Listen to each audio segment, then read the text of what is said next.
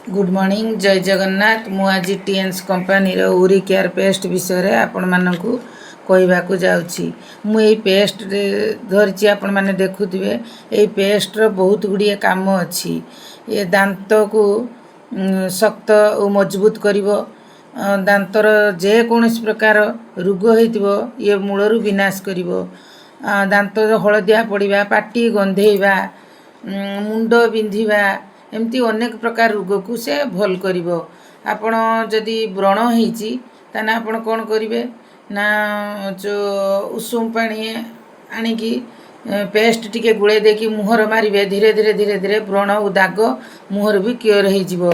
आपण जदि पानी गुटे ग्लास पानी रो 2 ठिपा पकेइकी उषुम पानी रे जदि आपण पिउचंती ताले पेटर जे कोनोस प्रकार रोग थिबो भी भल हो जिवो। आपनकर गळा बिंधुची, आपण खाइ पार नांती, तंटी भीषण जोरे बथा करची, आपण ए 2 टिपा ओरी केयर को उषुम पानी रे पकेइकी जदि आपण गळगळ करिवे ताले आपनकर तंटी क्लियर हो जिवो। आपण किछि खाइ परिबे, कथा भी कहि परिबे, आपनको भल लागिवो।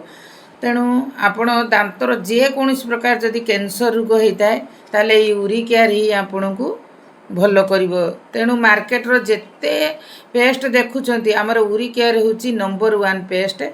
आपण या को व्यवहार करंतु, सुस्थ रहंतु। आपण अधिका जानिबा पई मु तळे नंबर दे देउची, आपण मो सहित जोगाजोग करंती।